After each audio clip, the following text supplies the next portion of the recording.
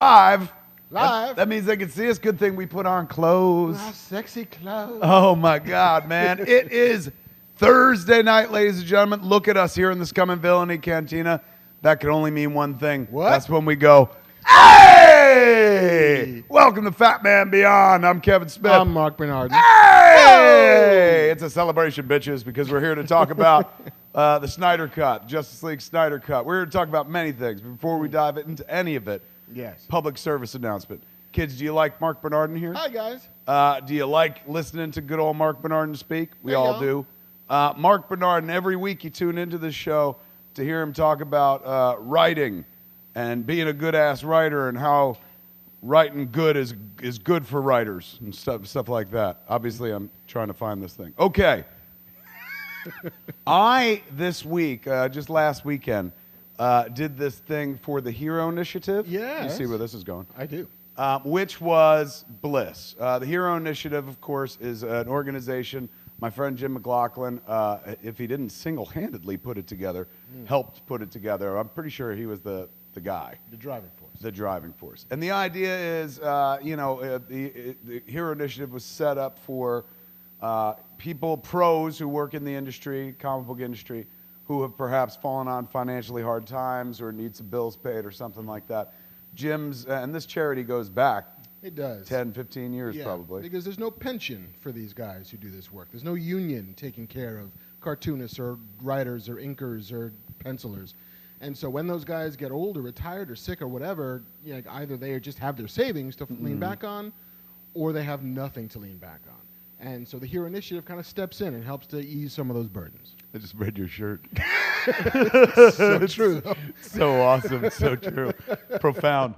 The Hero Initiative, a wonderful organization that, is a way for fans who grew up with this shit, and obviously it still matters to us. We're still talking about it. In the case of me and Mark, not only are we fans of it, this is what we do on FatMan Beyond. If we didn't have that, we wouldn't have a fucking show and stuff like that. So, to give back to the storytellers of our youth, the people who told us the stories that captured our imagination and made us become comic book fans in the first place. Hero Initiative is a nice way to pay those cats back. So, I did a Q&A type thing for Zoom on Saturday, and it was the past Saturday that just passed, where it was me and 6 or maybe 7 people who had paid money, donated money to the Hero Initiative for to sit there within an hour and chit chat and whatnot. It was fun as fuck. I enjoyed listening to myself speak, and I had a captive audience of people asking me things about Kevin Smith, my favorite subject in the world. So I can't. The people who went and did it with me seemed to have a great time. Felt like it was money well spent, and money for a good cause to the Hero Initiative. Mm-hmm. I know a guy. Do you now? Who's doing one of these next. I am.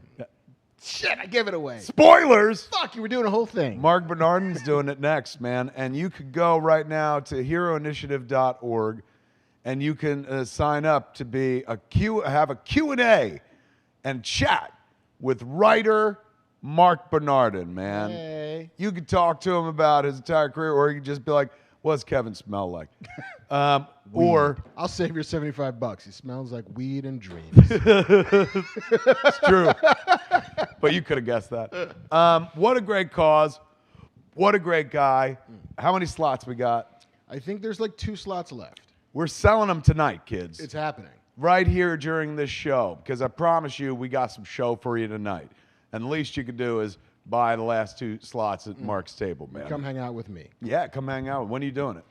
Tuesday Shit. after Memorial Day. It's a good time, man. It's kind of like this Q&A that we do on FatMan Beyond, but it's just Mark and not me going, I don't know, Mark, go first. You take this one. Yes, exactly. So it's just like having FatMan Beyond in your home with the smarter, less irritating half of the show. Go to heroinitiative.org. We'll be checking in throughout the evening. Those seats better go. If you're watching the show, heavens, think about some alone time with him.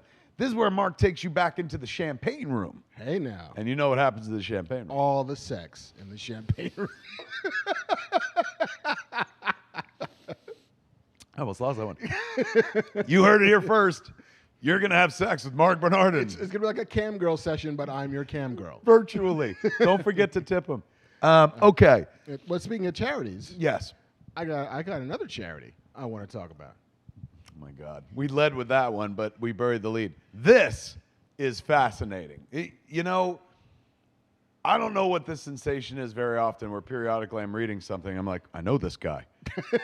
That happened What's this this week. thing? Mark created a brilliant charity and a brilliant idea for it. Tell him what it is. It's called the Plague Nerdalogs. It is a series of your favorite genre nerd actors doing monologues from your favorite nerd movies and or TV shows. So it's people like Jonathan Frakes doing the Captain Kirk eulogy from Star Trek Wrath of Khan. It's Tricia Helfer doing the Bill speech about Superman from Kill Bill Volume 2. It's my other two favorites, Phil Lamarr as Samurai Jack, a character he voiced, Yes. doing Inigo Montoya from Princess Bride. So not sounding like my name. Hello, my name is Inigo Montoya. But he's doing it in the voice of Samurai Jack. Brilliant. Which is kind of great. And the original Thanos from the Avengers films, a fellow named Damien Portier, was the dude who, in the end of Avengers, I want to court death. He's the guy on the giant throne there, was replaced later on by that Brolin kid. But I got him to do the Thanos Endgame speech. So it's like the OG Thanos getting to finally close the book. That is fucking sweet, man. It's pretty dope, and he kills it. And it's a lot of that. And the whole thing is you go to theplaguenerdalogs.com. You'll see a trailer for it. You click on a button. Any donation will do. All the funds are going straight to the No Kid Hungry charity, and all they do is they make sure that children, especially now, get fed. Children from lower income places, children from in the middle of the wild who just don't have whatever it is. It makes sure that people are fed at a time when feeding people is harder than ever. And then you get shunted to a giant gallery page filled and filled and filled with monologues. I've seen the page. I can vouch for it. It was a thing that I have a bunch of actor friends who are currently sitting at home not doing very much of anything, and all of them have expertise in taping themselves for auditions. Ah, self-tapes. That's right. Self-tapes. It's like, hey, could you do one of these for me? And so many people just raised a hand and said, yes, I will, that it's humbling to say the least.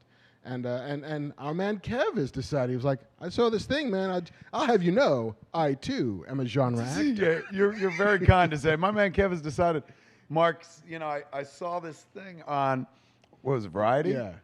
And I texted it to Mark, and I was like, oh my God, that's awesome. Congrats. And then he was like, thanks, it's fun.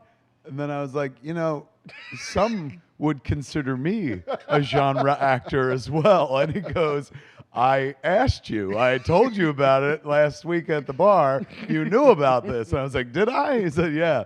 And But so that was a particularly stony week. It was. like, you might have to drive, man. I don't know. it didn't sink in. I was just like, wait, this is you? Wait, you told me about this. So yeah, I'm going to do one as well, which is a little scary because I'm nobody's actor. But the list, who collected the list? I did. You compiled it? I compiled the list. The list is life, ladies and gentlemen. It's that simple. I don't know how else to say I it. could have saved one more nerd with this cufflink. So beautiful. For that reason alone, I'm going to shoot mine in black and white. It was a list of like every childhood and adulthood memory of wonder from a movie or TV show where you were like, oh, That one. and broken into heroes, Villains. And then like in the gray. Yeah, So it was comprehensive. So I looked through, and there was one. There was Alfred's speech, and Mark was like, "That'd be good for you." And then I kept looking. I found something else. I said, "No, It's this. it's this." So and once it is perfect. it's I think I honestly feel like I'm gonna rock it because when I was doing it, like rehearsing it after I got off chatting with Mark. I was like, oh, I just wrote a check. I wonder if my ass can catch it. and I tried to do the monologue, and it made me cry while I was doing it. So I was like, if I could duplicate that on camera, I'm going to blow off Tricia Helfer off the fucking screen because I bet you she don't cry in her monologue. You know who does, though? Who? Rekha Sharma. As what? She's doing remember in V for Vendetta when V gets that letter from the other woman who's in the other side of the cell. Valerie, her name is. Everybody's name has to have a V. And it's all about how, like, she was, young and living in Berlin, and, like, she fell in love, and she was a filmmaker, and they made these movies, and then they took me away. They arrested me because I was gay, and it's just this. It's a 6-minute speech about, like, this very torrid love affair that gets demolished by a totalitarian regime that has no room for the people who are different. And she loses it. Like, you could just see it in the middle of it, like tears, and it's very up close, and it looks like she's in a prison cell because I don't know where she's living right now, but sheltering in place, clearly. Right. But yeah, no, she cried. She cried. So the gauntlet's been thrown down. What's her name? Rekha Sharma. I'm coming, Rekha. I'm coming for you. My tears are coming for you, Rekha. There is no tomorrow. Nice. Thank you. You heard him. She's like, Mark, why are you helping? Don't help him come for me. What a brilliant idea. How awesome. And how does the charity is that you got to pay to get in that site? Right. You pay, and the minimum is $10. You can pay as much as you want, but the floor is $10. And then you can watch all of them. You can watch all of them in perpetuity, like as they get updated. Like, just keep visiting, keep coming back, keep watching. Who built the website? A fellow named Hannibal Taboo built the Hannibal. website. It was Hannibal. How awesome, man. Yeah, it was. I had been sitting here, like I think many of us have, like, how can I do something beyond write a check or donate some money? How can I use the currency, the coin of my realm, yes, which is nerds and nerddom, and how can we all do something together that might make a difference? And in like 3 days, we raised like $5,000 for No Kid Hungry. So thank you everybody who's donated already, and if you haven't, give a look. Give a look to the trailer. You know who else is in there? Tell. David Desmalchin. Dave Desmalchin? Dave Desmalchin. My hero. Who does the Roy Batty speech from Blade Runner. Tears in Rain? Time to Die. Really? Yes. Oh, my God. He's such a great actor, too. Have And you such been a reading good his Count Crowley? I read the first issue. I haven't read the others. Great book. Is it? Cool. It's a great idea, and he's going to, it'll translate incredibly well. Like, he's smart. He built a thing, and now he can go make a thing. Smart fucking dude. But it's made by a fan. You can tell somebody who's been, reading their whole lives and stuff, and very, very good. How awesome that he did one as well. And he was literally the first one that showed up. It was like, hey, I'd love to do one. What should I do? And he looked at the list. I want to do that one. And then like a day later, it was the first one I got. That's class. Second one, Cameron Cuff. Get right out of here, man. Yes. He was here. He He stood on that wall. He stood on that wall, told us all about Krypton, and the speech he does What does he do? He does Jor-El from Superman. The father they can be becomes great people, Kyle. Really? If only you let them. If only you trust them. That's going to make me cry. It's so good. Oh, my God. Give it up for Mark. What a great idea, man. Fun. That is so fucking beautiful. Where can they go? Give them the address. ThePlagueNerdologues.com. Or hit my Twitter. It's the pinned tweet on the top. So First one you see when you get to the site, because he don't do them alphabetically. He does them in order of importance, people that shine. Victor Garber reading the I Am God speech from Malice. It is fucking amazing. He outdoes Baldwin. He really does. And I said, Mark, I didn't know that you knew Victor Garber. And he said, yeah, he's a buddy of mine. And I said, can you reach out to him for me? And Mark was like, please don't ask me to do that. I can't. don't make me compromise my integrity for this. All right, man. So that's fucking awesome. There's 2 ways to support charities involving Mark Bernardin this week. Look how busy you are and shit. Doing my best, man. Not content to have fucking hamburger charts and chicken charts, fights with your kid at fast food restaurants. What? This one's better. That's beautiful. That's awesome. And a geek using his geek creds and the bona fides, pulling other geeks, 4 geeks to watch something raise money for real people who aren't geeks. Maybe some are geeks. We don't know. I hope so. I hope they're young geeks in training. Apparently, we have an agenda. Mark's like, this money goes to only geeks. Yeah, but there's so many hungry. Right to the geeks. Can you quote for me the Fear of Litany from Dune? Then, if so, you can have. Yeah, then you can have. They're like, he has a good heart, but it's also a bad heart at the same time. He looks after his own. Here we are in a moment of great jubilation and triumph across the internet. Happiness throughout the land, ladies and gentlemen, in this dark time of quarantine and COVID corona nonsense and whatnot. And when I say nonsense, I don't mean it's fake. I mean like fucking all the nonsense we have to deal with. A little good news popped up. One of those stories where you're like, holy crap, is it true? And it was true. This week, or was it the other day? The other morning. It was Tuesday? Tuesday morning. Yeah. It was an odd time, too. It was like 8 a.m. or 9 a.m. in the morning. Zack Snyder, director of Man of Steel, director of many movies, but for the DC universe, Man of Steel, Batman v Superman, and for a long time, Justice League. And he is the credited director on Justice League, right? Like he is. His name is on there. We all know. Why am I burying the lead and retelling this as if like people are watching this 100 years in the future going, what happened? We all know what happened. Explain to me how 2020 worked. Exactly. Well, it was weird. To say the least. Got weird. We finally figured out we were in a simulation. Zack announced during a live screening, a live tweeting screening, or a live watch-along screening, live streaming, whatever, all those words that mean he watched a movie and everyone watched it with him online. Over that one service he loves to death. Vero? I think so. Which I think is run by like Russian like weapons dealers, maybe? What? Really? I know it's like a bunch of Russians. I know it's kind of dodgy, but it's dodgy the way that like Avi Arad was a little dodgy. Fair enough. Fair enough. Wildly slandering people. Yeah, somewhere Avi Rod's like, why are you even bringing me up in this Zack Snyder story? He's the one you should kill now. If Mark don't make it to the end of the show, if you see a red dot hit his forehead, you're going to know what happened and stuff. I'm just going to keep talking like nothing happened. Anyway, we're very happy. Moving on. The Snyder Cut. Released the Snyder Cut was a hashtag online for what felt like a millennium.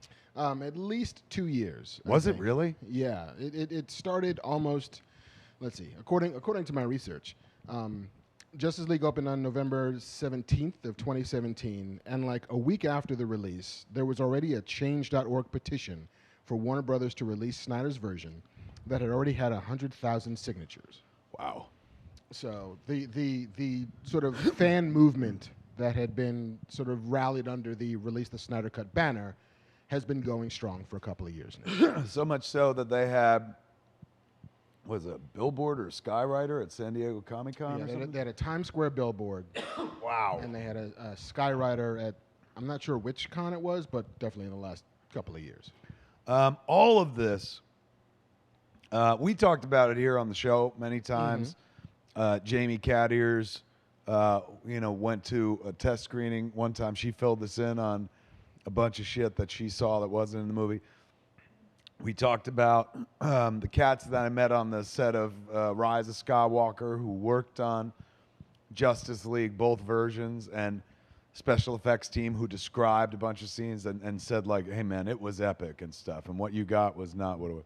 So we've been talking about it for years, but there's been a mobilization of people online.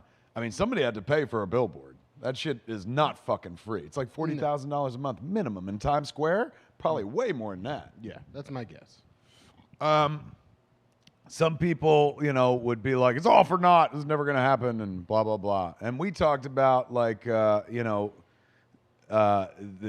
is not a cut that, like, one would think of you could pop up online that somebody could watch. Somebody described it in a story as it was like a car with no panels or windows or body. Right. You could tell what it's intended to be, like, oh, yes, this will be a car. Right. But it's recognizably as a car, but you couldn't tell what make, what model, whether it had, Meaning tons of green screen, tons of, like, unfinished effects and whatnot. And then also from the story that came out, I think in Boris Kitt's story in the Hollywood Reporter today, and Boris Kitt, like, he was the one that broke the story about Zack stepping away, or what we were told was Zack stepping away from Justice League originally back in the day. But in that story, Zack, who says he's never seen the theatrical release of Justice League, based on what he's heard from others and had it described to him, he said, we have only seen a quarter of the movie that he made. Right. So that's saying a lot more of Justice League was reshot than we were told at the beginning. At the beginning, it was like, oh, he's finishing up. Yeah, I mean, it definitely seemed, from what I remember, like going back to the reporting at the time, like there was a bunch of, like Vulture did a lot of deep dives into it. I think Abraham Reisman was like on set or something like that. And like they brought Joss in to do a considerable amount of work. Because I think the time was that you know, Zach It was after Batman v Superman. After Batman v Superman came out, and the response to that, and the dourness of that film, you know, and then Zach screened, I think, what at the time was something like a 3.5 or a 4-hour cut of what his movie was going to be. Lots of storyboards and animatics and what have you, but this is the version that I want. And Warner Which Brothers, apparently close to 4 hours. yeah, close to 4 hours. And Warner Brothers wasn't happy with it at the time, and they asked Zach to make some changes, and then Zach had a dire family emergency, like, you know, which he spoke about. Like, it's not like we're telling stories out of school. Lost a daughter, yes. But he lost his daughter. And so, like, he had to circle his own personal emotional wagons and his family wagons, and, like, listen, I can't make this movie and deal with this tragedy. And I got to do what's right for my family, and so I'm going to step back. And so that's when Warner Brothers went to Joss and said, hey, here's the chassis that we have, here's the framework that we have, but here's some things we want to be different. And so Joss went and reshot, or additionally shot, or you know, contributed in some fashion to what seems to be a vastly different film. That being the point is that, like, you know, it's one thing to finish a movie or one thing to add some. It sounds like it changed the movie, not just the tone of the movie, the plot of the movie, where it was going. I mean, we've seen Zach talk about, like, so I don't think spoilers if you don't want to know anything about this and whatnot, but he's spoken about how Batman was meant to die at the end of Justice League. So that's a vastly different movie than the one we saw. Well, it's also supposed to be the first of like a trilogy, right? Or no, two-parter with Darkseid showing up. Right.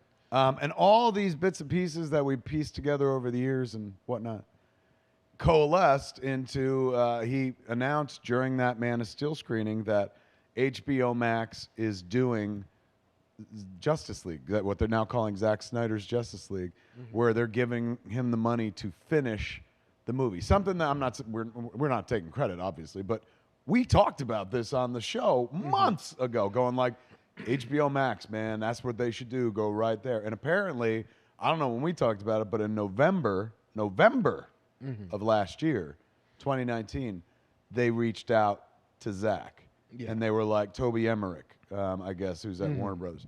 And they were like, hey, man, there's a lot of attention on this. There's an audience for this. They want it. So would you guys ever be interested? Could you imagine being Zack Snyder and getting that fucking call where they're like, would you be interested? Like, would I?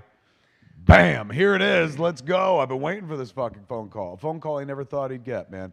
Finally got. And now they're going to do Snyder Cut Justice League, man. Right. And it's unclear if it's going to be just the full 4 hours as a feature film or if they're going to break it up into separate chunks. I hope they break it up into chapters. Milk it. Like, make it that whole month and release one piece a week or something like that. Yeah. I mean, there's, you know, Zach had mentioned, at least in the piece, that he had ideas about chapters of it and cliffhangers and, you know, treating it a bit like a maxi series unless it's a singular movie. Right. That's fantastic. Like, I'm in. Are you kidding me? Like, this to me is best case scenario. Well, best case scenario, they didn't fuck with this movie and went and did what it did, but they did, and it did, and here we are. But now suddenly we're in this world where, you know, you can see some shit that you weren't ever going to see. Like, we're getting to see a movie that was never going to see the light of day, and like fandom led the charge on it. And if it starts there, where does it go? Do we eventually, you know, get to see? I saw, you know, release the air cut of Suicide Squad. Right. Why not? Like, and in that case, that was less of a like, it's an unfinished movie. They could probably put together, he probably has a cut on his Avid somewhere or whatever his system is, and put together another cut of that movie and like put them up on HBO Max. Like, it's a great driver for another, I don't know if you could trace a stream of revenue in this way, but if it's going to pump subscriptions, which I have to imagine, if there were that many people to make that much noise about release the Snyder Cut, that's got to translate to a bunch of subscriptions, right? Like, maybe. I mean, it's unclear if it's unclear how many people that is. 100,000 signatures on that change.org after 5 days is a decent number of people, but not enough to drive an audience to do anything, really. Like I remember when we first started getting comic book movies for real. Right. And it was like, man, they got to be true to the comics because otherwise the comics audience isn't going to go see it.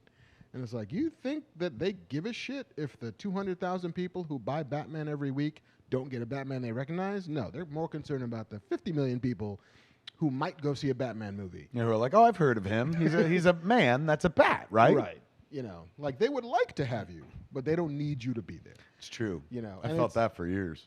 And it's also unclear, just how much of the fandom this is, if this is an incredibly vocal minority, or if there's a bigger slice of the demographics that's actually, this is a thing that we want. Here's the bottom line.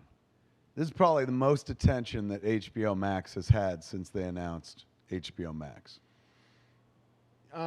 Or did they get more attention for being like, we got friends? We got friends. Yeah, it's entirely possible that this is the loudest that it's been, but it's also unclear if it's the loudest in our particular world biosphere. Oh my God, you're so smart. That's true. I always I'm biased because I'm like, well, I read the news, but that news is like algorithm to what I read. Like it's trending for you. Yeah. Yes. You know how I figured that out, Mark? One day I saw an article about Kevin Smith on comicbook.com, and I was like, I'm trending? And I went and told my wife, and she's like, no, you're not. And I was like, but and then I looked, and I was like, oh, it's news for me. My app knows I like me. Fuck. You don't say. Damn it. Yeah, it seems like big news. It got covered everywhere. And that's got to fucking be good things for HBO Max. For me as a creative, it's nice to see like somebody get their movie back. These the Zack Snyder flicks, I've not always been like the biggest flag waver on, but I've always been a big flag waver on the fact that like, let him finish. He's telling a fucking story. Like, and when we heard what Justice League could have been, I was like, that sounded fucking dope, man. Like, I would love to fucking see that stuff. So I'm just happy for him because, the dude had something. They kind of took it away from him. Well, he left.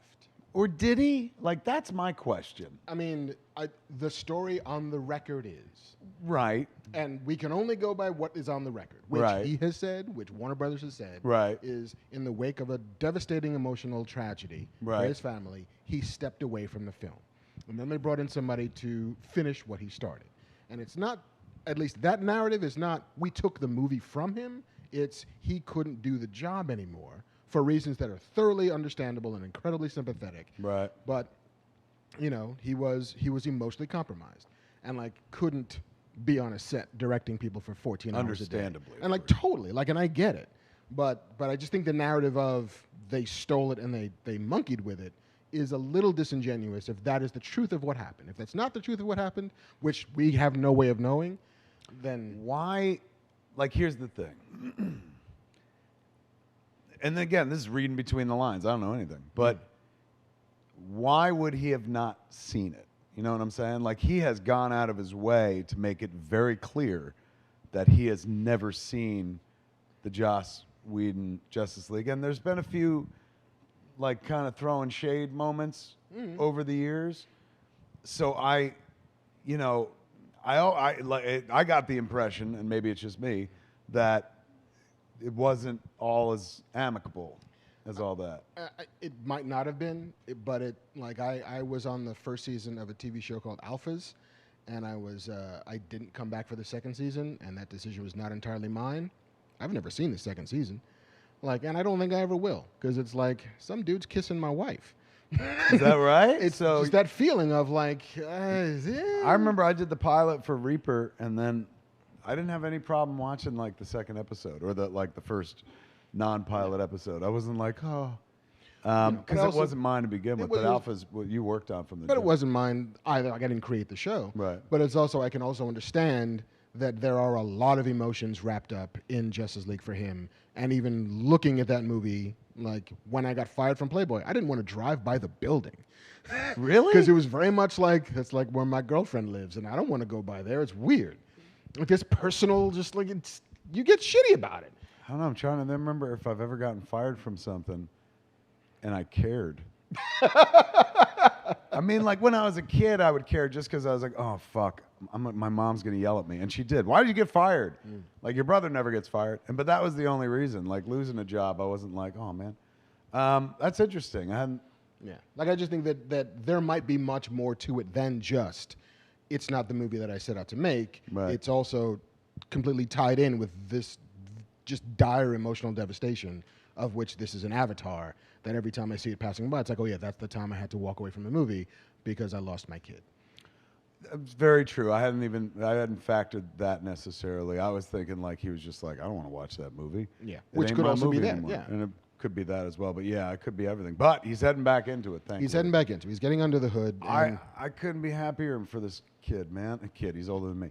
He's always been such a nice guy and stuff. And again, like, you know, his vision for the DCU is very Gadamarang, you know, very big and very like serious and epic. And but I'm happy to see him fucking finish his song. You know what I'm saying? Like, obviously it fucking means something to him.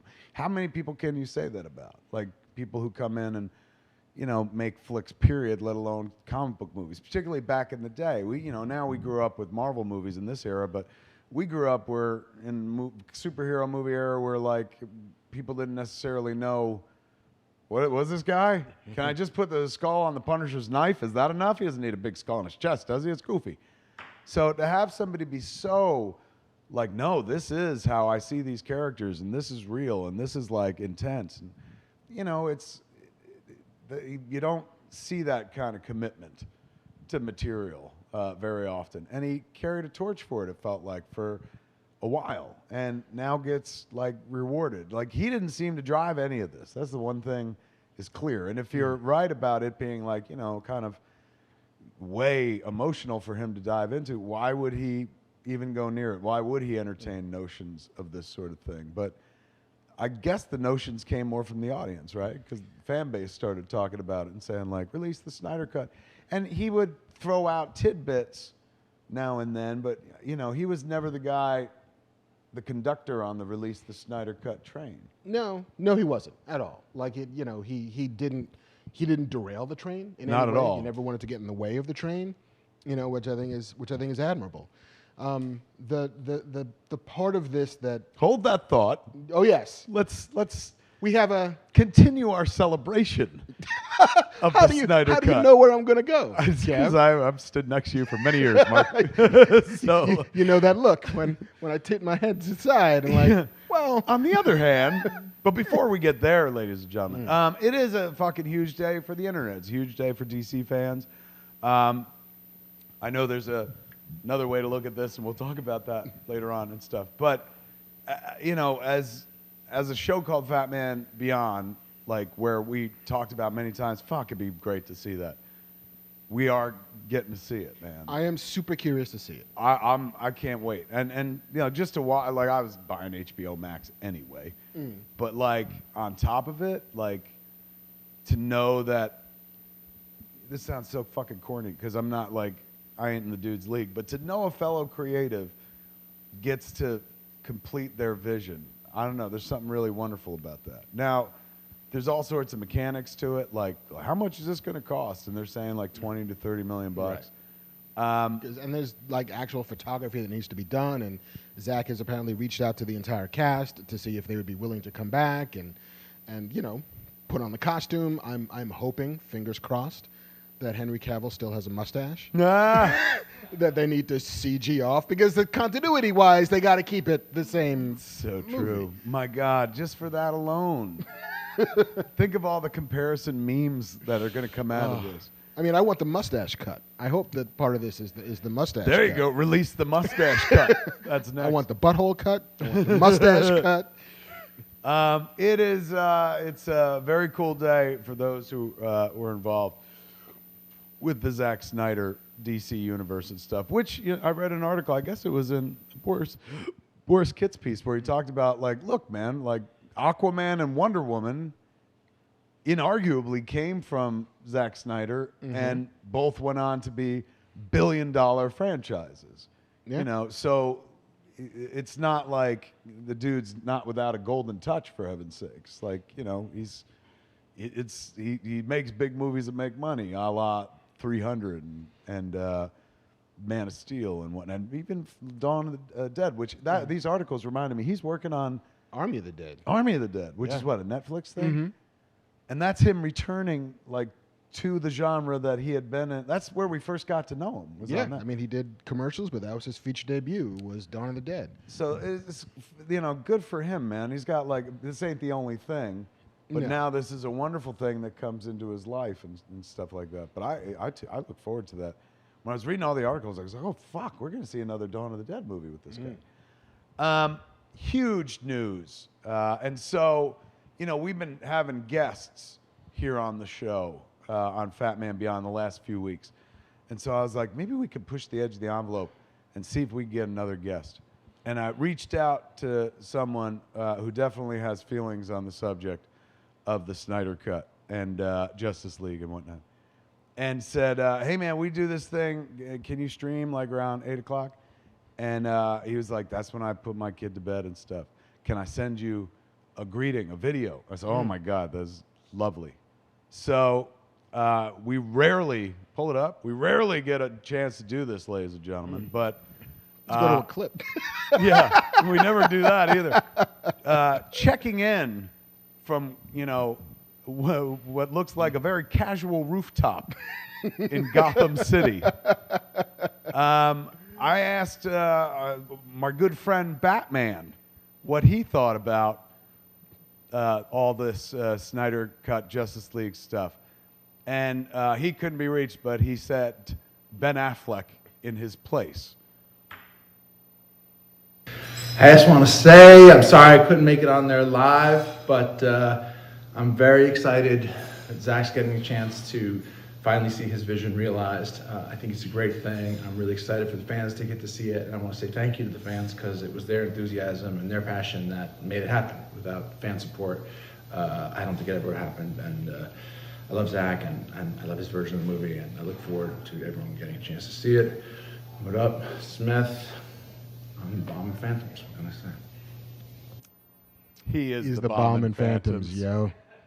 How sweet, man. Batman checking in, giving his shout out. He stood by his man like from the jump. He's been a big Zach supporter from the get-go. And how nice, shouting out fandom and Indeed. stuff. Recognizing that that's the driver here. Like, honestly, it don't happen. In these stories, like in the story that Boris Kitt wrote in The Hollywood Reporter, Toby Emmerich calls up Zach, and it's not like, we felt bad. He called him up going like, people are paying attention to this. There is real, the hype is real. There's like, people are wanting this, so would you? So that was driven by intense fan chatter. Like, you know, fans brought this on and stuff like that. So where else can fandom take things? What else can fandom change, Mark? Well, you know, in a world of cancel culture, this was nice. Like, they didn't cancel something. They didn't cancel something. I mean, Something well, got not renewed. True. They canceled Joss Whedon's version of it. Yeah, I saw that. He took it kind of hard. Yes, not him. He didn't take it hard personally, but I saw he was trending. I was like, what happened? And he was trending because people were like, sorry, Joss. yeah. Whoops. I mean, I doubt I don't know him, but like, do you think he cares? It's He like, doesn't made care. the Avengers. That doesn't change anything. It does. He doesn't care, and he, was still part of the team that, along with Zach, to be fair, delivered a $700 million worldwide grossing movie. Like, it's not as if it underperformed as far as people expected, but it wasn't like a catastrophic disaster either. Right. I mean, my biggest concern, if there is a concern that I have, and I do because you know me, is that after we heard from Batman, now we hear from Ra's al Ghul over here. Some men just want to watch the world burn. Echo terrorist is just going to tear it all down. Go ahead. I think the thing that I've come to learn about fandom, being a fan, fandom in general, is that sometimes, most times, almost every time, it's better if we don't get what we want. Because that is not what being a fan of things is about. It's not what being a consumer of art is about. We don't get to dictate the art that we get. We get to be the receiver of the art that we get. And even when there's something that we love and we've devoted time and energy and passion to, we need to reserve the right to be surprised by it. Mm-hmm. And giving us what we want and what we expect is never the path to being surprised by things. You know, like, I could have told you 9 different ways I thought Endgame was going to end. Right. I would never have told you that, spoilers, Tony Stark dying would have been one of them. Right. I never could have told you that the portal sequence would have been one of them. I never could have told you that Cap picking up meow meow meow would have been one of them. Those are all things that I didn't know that I wanted that I got. Motherfucking huge stan of Kat Dennings over there. Ever ready to whip out that meow meow reference. I mean, you as a reader of Game of Thrones would never have asked for the Red Wedding. But it's necessary. Like, it's a thing that you didn't want, but you didn't know that you needed. Okay. And I think that fandom in any way getting to be behind the wheel of something is somewhat dangerous. And that studios, to any degree beyond courting the support, but rather bowing to their demands in a way, feels that way lies madness. This, to me, I appreciate that, but this to me feels like, is it that different from Family Guy airs, Family Guy gets canceled. Family Guy picks up an audience on DVD, Fox says, hey, let's do Family Guy again, and it comes back to life. This feels like that, except nobody has spent any money yet. I mean, they spent money on a billboard and shit, but it's not like fandom put down a bunch of bucks and then the studio was like, all right, let's do it again. But close. Like, people, they heard from the audience, oh, they want more of this. Like, we can get, I mean, look, let's be cold about it. No corporation is doing anything out of the kindness of its fucking heart. Nope. They're not like, we want them to have what they've never had. You know, they say that, but then the fucking addendum is, we want them to have what they didn't have for a price. You know, they want to be able to sell it. So is it any different than, you know, when an audience saves a show, like when they fucking send bags of peanuts to whatever that show was called or whatever the fuck. You know, when a voice fandom cries out, it's not the first time, is what I'm saying. It's definitely the first time for a very specific situation where it's like fandom's now going to see a movie it never got to see.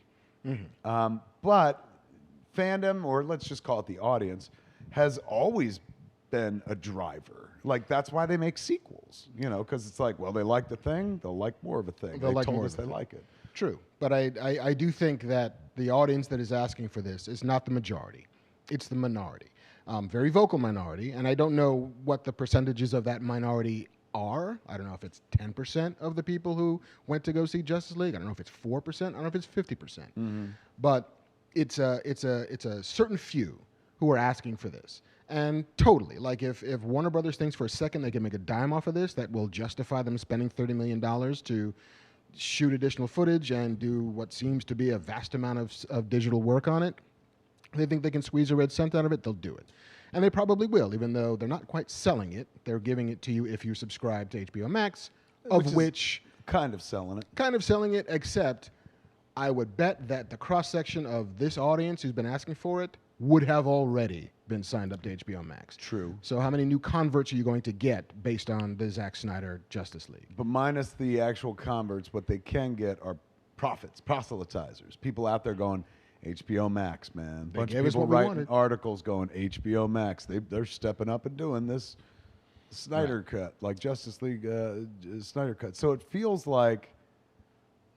I mean, I guess I would have felt a little bit better about it. And it's not that I feel bad about it, because, again, glad it's going to exist. I'm glad that the people who want to see this are going to get to see it, and it's going to mean something to them. I'm curious to see what actually... You'll watch it. I'll watch it. I'm curious to see what was going to be in there.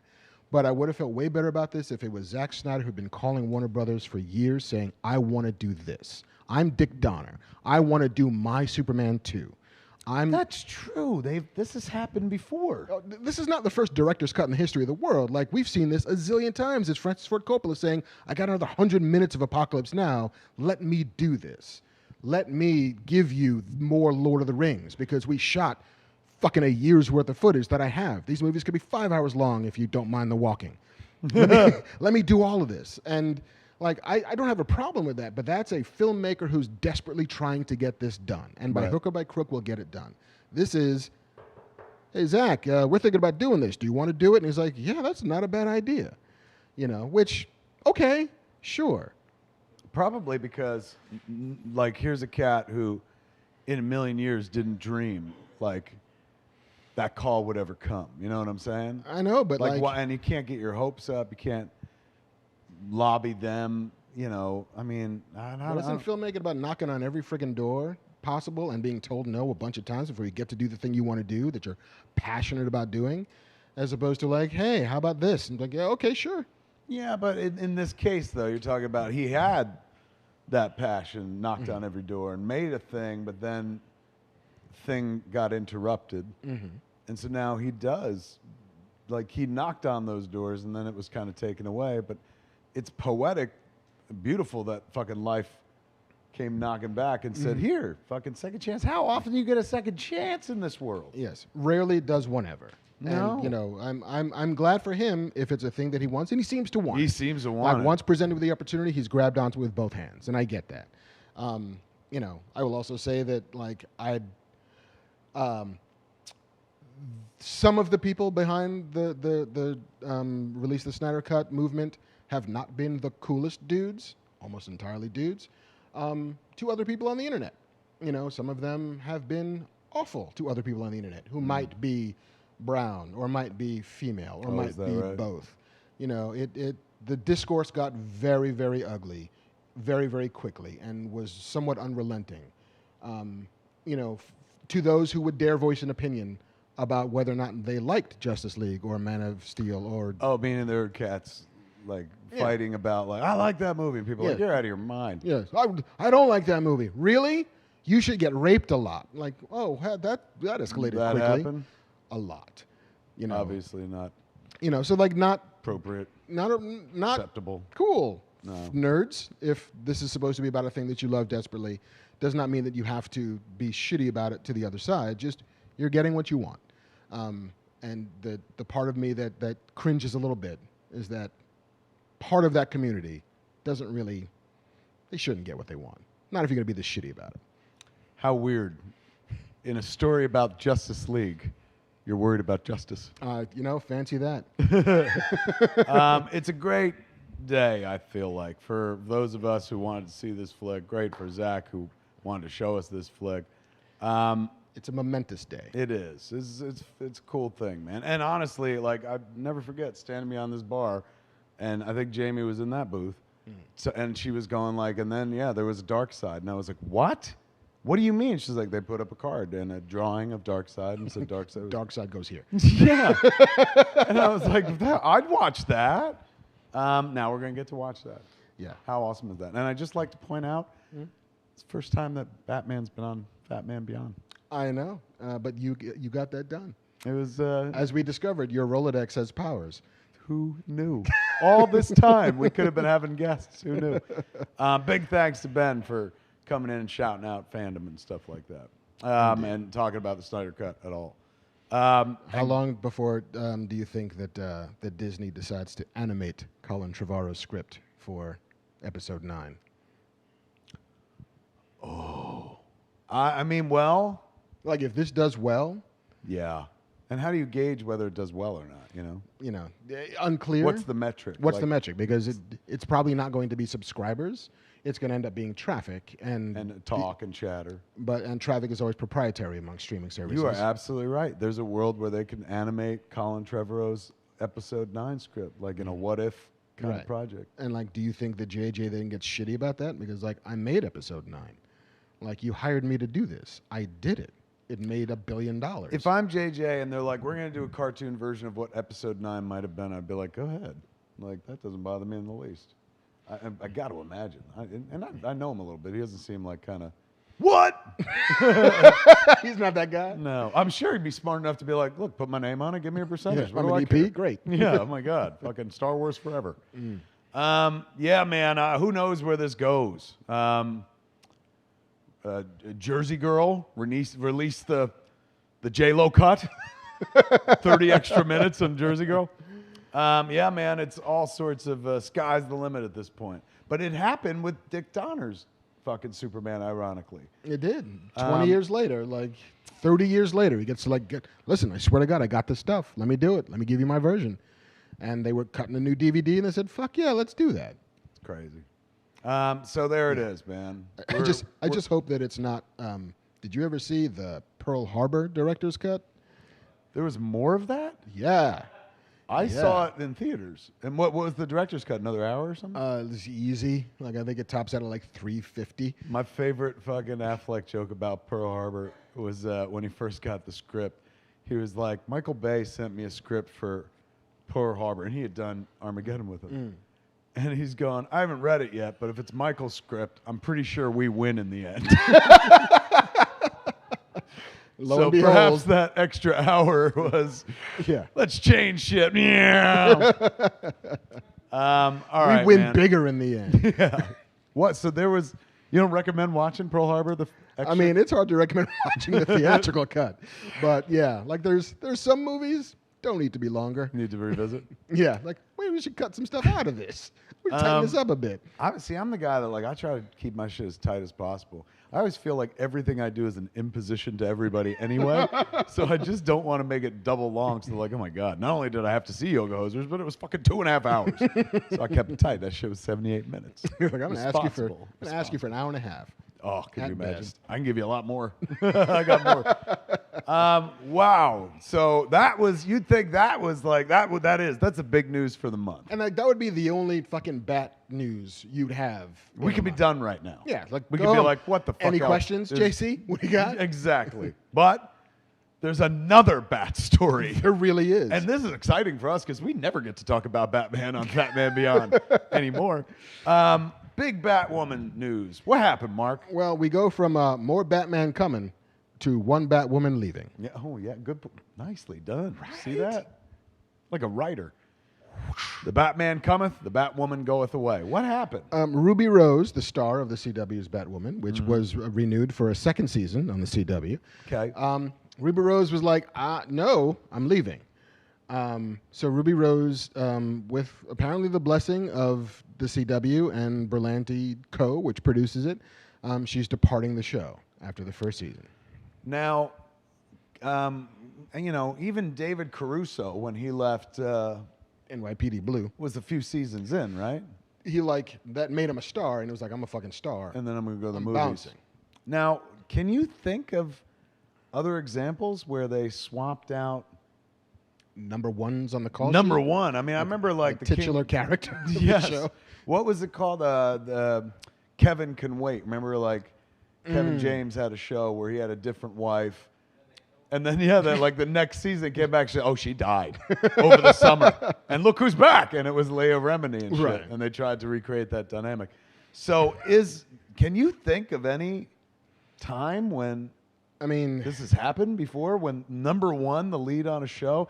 This would be, I know it's an old reference, but this would be like Robin Williams being like, I don't want to be Mork. Yeah, fuck this. After one season, when the whole world was like, you're Mork, we buy it, we're on board and shit. And he's like, nah. Yeah, I'm not for Mork. The most recent example, and it's technically qualifies, is the Roseanne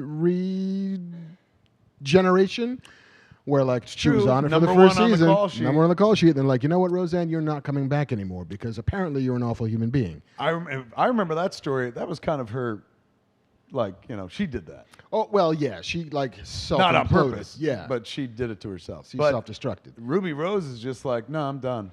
Yeah. There was a piece in TV Line. Michael Ausiello was reporting it. Can I just give us a little pat on the back tonight? We have referenced 3 writers of the articles that we steal from. Never does that happen on the show. We never really cite, but 3 times we've referenced who wrote these pieces. But yeah, he did a little digging, and apparently the consensus was, people the name didn't want to be on the record because I'm sure they want to keep their jobs. Said that it was a bit of a mutual decision. Is that Ruby was the demands of being the number one on the call sheet, the star of a TV show, are high, and she was a feature film actress who had done Orange is the New Black, but she was a recurring guest star. You know, if you're there every day, if every scene pretty much involves you, if every day you've got to be on set and doing stunts and learning pages of lines, and like it's a lot of work. It's hard work. It is. It's the work that I mean, not that I'm like it is, as if I've done it. Yeah. But I saw somebody do it. Melissa does it every week on Supergirl, and she's like, Melissa Benoist, so like good-hearted about it, but literally works every fucking day, and usually every scene, because when you're the titular character, when you're Supergirl, when you're Flash, when you're Batwoman, when you're Arrow, you are there. You're the main character, so you're in almost every fucking shoot schedule every damn day, and most of the day of every damn day. And you're talking about shows that are like, all right, put a harness on this person and yank them up in the air, and we got to do some CG stuff, and yeah, you gotta all learn. of it is hard and time consuming. And, you know, some people out there, I'm sure, are like, I'll take that job. Yes, of course. We would all love to be the lead on a TV show, but not Ruby Rose. Apparently she found it like grueling. Yeah. But I also, wasn't there a bit of like, wasn't this a toxic fandom too thing? Like, I mean, she got a lot of blowback early she? on, yeah, because there was a whole, you know, rumor that she wasn't really gay, and the LGBTQ community was like, was that right? Yeah, although she dismantled it. As soon as she was announced, there was a lot of like static about her being announced as Batwoman.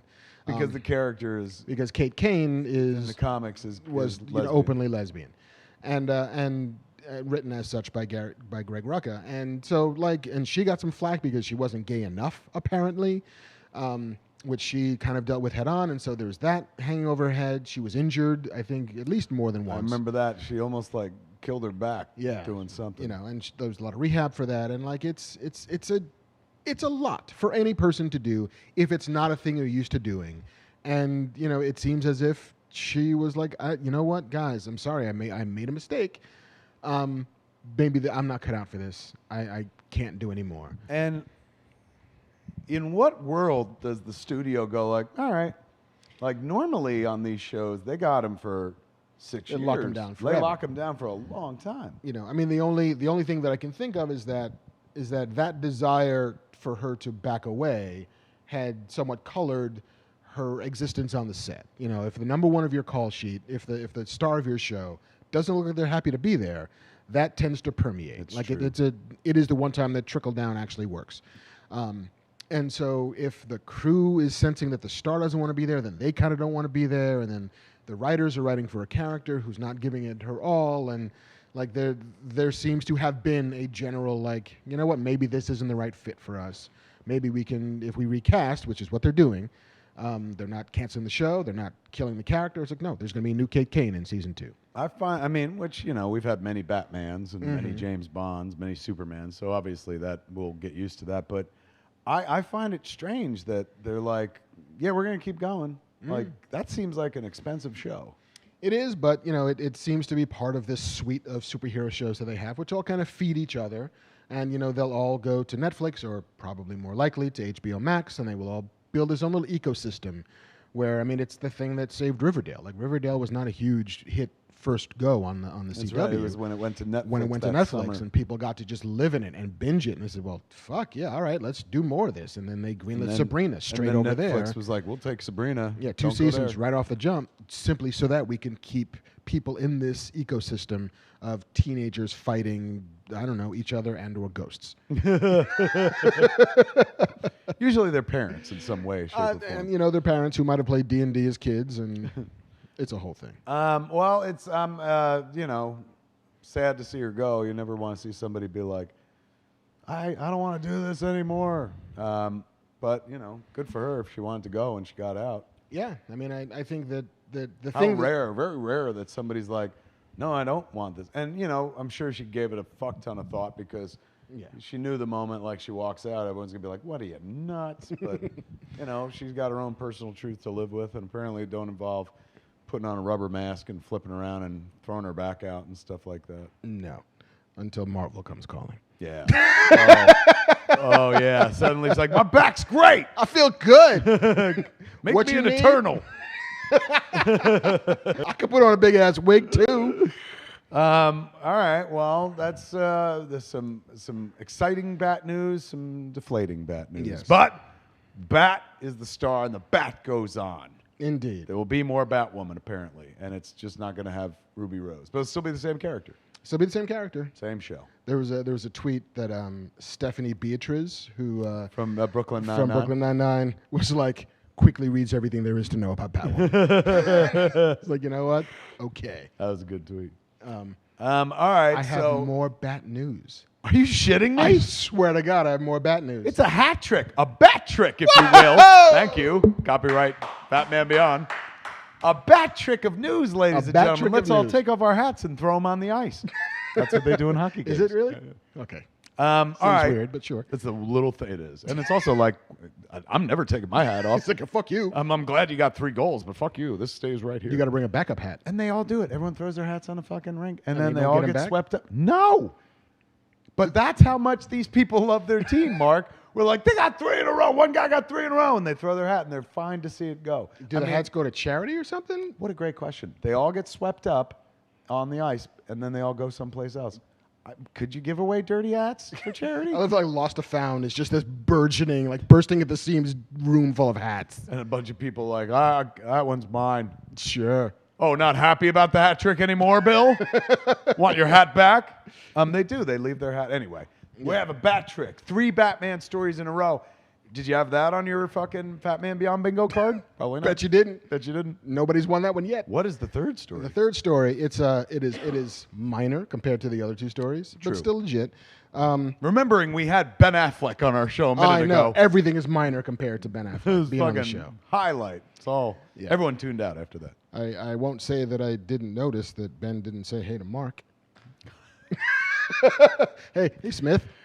I mean, look, I got a Smith, so Bernardin's hard to say. Yes, and other guy.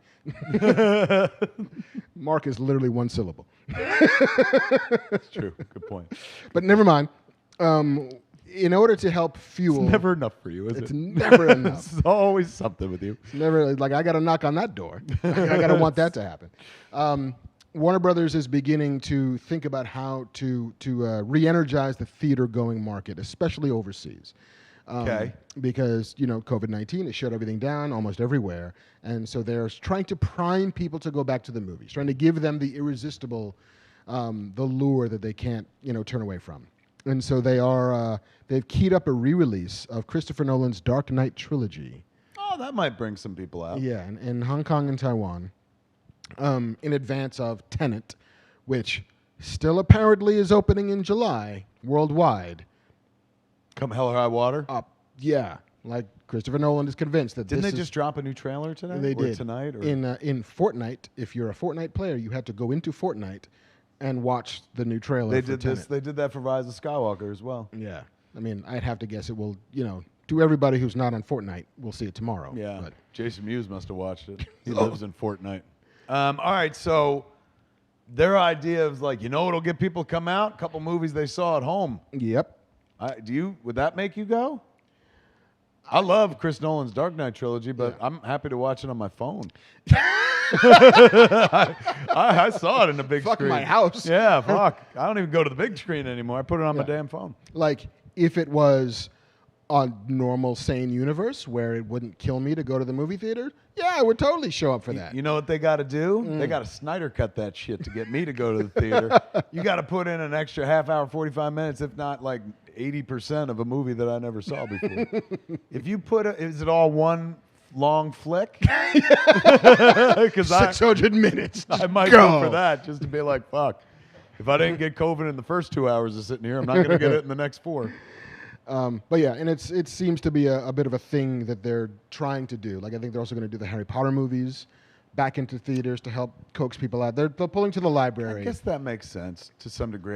That's not going to pull me in. Give me the new. Yeah. I want give me some Black Widow, give me some Tenet. I'll go out to the theaters for new. You'll go out to see Tenet in July? I will. Oh God, yes. Really? Yeah, and I'm not even and I respect the shit out of Chris Nolan. I think he's a wonderful filmmaker, but I'm not like Nolan is God. Like where I didn't go see what was the space one with fucking Interstellar? I didn't see that in a theater or anything like that. But this trailer looks phenomenal. And what was the last flick he did? The war movie. Oh, yeah. Dunkirk. Dunkirk. Was really good. I enjoy it. I mean, look, everything dude touches is gold. Although I still haven't seen Interstellar. so I can't say that. Yeah. You talked about it, I think. I remember liking Interstellar until the very end, where Yeah. it was like, it's all about love. Like, fuck you. It's Mark's review for most shit. It's all about love. Fuck you. I didn't take this journey for love. Where are the aliens? Yeah, unless it's Into the Spider-Verse, and it's like, Miles, I know you're back there. I just want to let you know that you're going to be real special. I see a real spark in you. Just call me. I love you. Mark's about to cry. And then he does the thing. You know, what's up, Danger? It was such a Sorry. good thing. All right, so I understand. I mean, doesn't cost him anything. Put a couple old movies in the theater and Not at stuff. all. Might prime the pump, but I don't know, man. I mean, would Endgame make me go? No, I'd be scared, honestly. Like if I was like, they're releasing Endgame, I was like, oh, I want to see that with a theater full of people, and then I'm like, wait, do I want to see that Hold on. with a theater full of people anymore? In the old days, I did. Yeah. Something tells me Warner Brothers is going to have to blink off that July 17th date. You think they're going to move worldwide. it? I mean, there will have to be something that opens first, right? Something will have to open And that that movie's gonna make all the money It's going to make all the money, or it'll make a third of the money because they can't let that many people. because New York and LA are probably not going to come out to do it. So then you're counting on the rest of the country and the rest of the world, and the rest of the world is in various stages of recovery and or recollapsing. So like, do you gamble a $250 million movie that there's going to be enough people to make it worth it? I mean, look, you got to reopen the business sooner or later. Why not lead with the best fucking foot forward, man? Like, I bet my money on he's able to get people out. Like, he's the modern day Spielberg to some degree. More thinking Spielberg. Not to say Spielberg's mindless, but Spielberg's movies.